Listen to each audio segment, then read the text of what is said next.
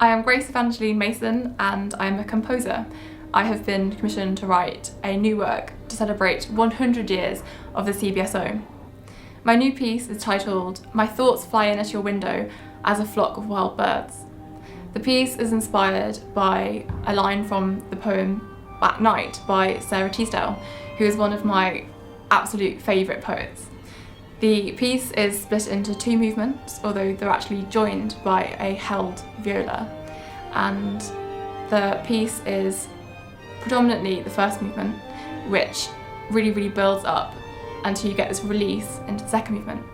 And that's because the thing that I love about this poem that it's inspired by is that when I read it, you are sort of transported into this world of really beautiful imagery, and you get to the last line and it says, "My thoughts fly in at your window, a flock of wild birds."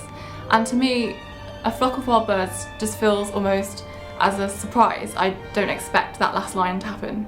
But it's not a surprise as in a shock.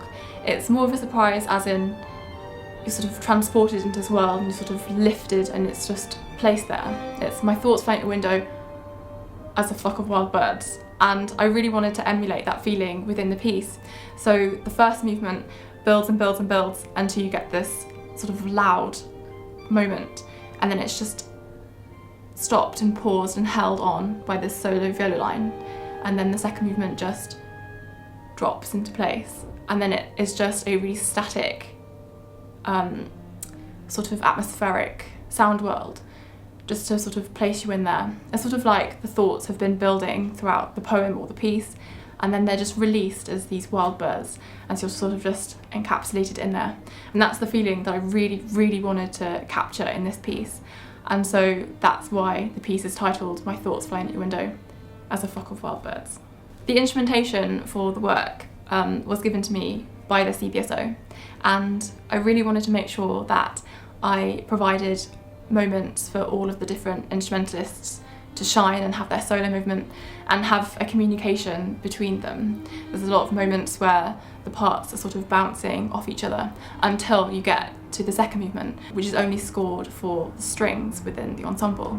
And then the second violin part really takes precedence, where it has this sort of constant movement throughout the work, and then the other instrumentalists build and grow around it to sort of create this flowy atmosphere, almost like birds sort of circling and chattering with each other in the air.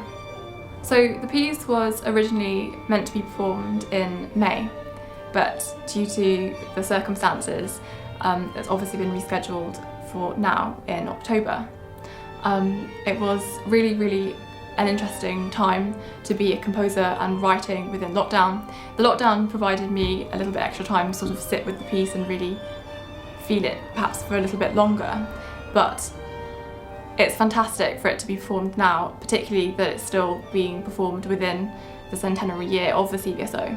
I think that's really important, and just having the rehearsal today and being around musicians and having that rehearsal process, it just feels like such a long time since I've been in this environment, and it's almost emotional. I can't tell you what it's like to finally be back with the musicians, and there's just nothing that compares to live performance and interacting with musicians. And that's what you do as a composer. You write for musicians and you're writing for them to bring the work to life. And so the music doesn't truly exist until it's been lifted off the page in that way. And so it just feels absolutely fantastic to finally be having this piece brought to life by the musicians. It's fantastic to be working with musicians of the CBSO. What a really fantastic orchestra, and even though I now live in London, I am born and raised in Wolverhampton, and so the CBSO has always been my local professional orchestra, and so to be working with them so close to home really has that extra element of a special quality to it for me, and so it's truly great to be working with musicians from the CBSO.